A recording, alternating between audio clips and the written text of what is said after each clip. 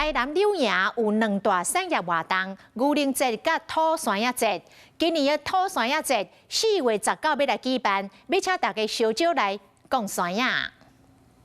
为着要推广柳营的土山野，柳营区公所举办土山野产业活动，会伫咧4月19，伫咧太空有机农业专区展场，迄天会安排互民众体验讲山野，而且佫有观光列车、实农教育含骑铁马活动。咱柳营这个土山野节4月19正式在太空有机农场登场柳营区有真侪观光景点，其中历史崩坑，佫较是知名的景点。 之一，全长4公里，种1200多丛的山野树。公所邀请大家伫咧4月19同齐参加土山野节。咱细汉的时阵讲土山野，所以咱嘛希望来柳营这个土山野节来讲土山野。讲山野虽然无简单，毋过真好耍。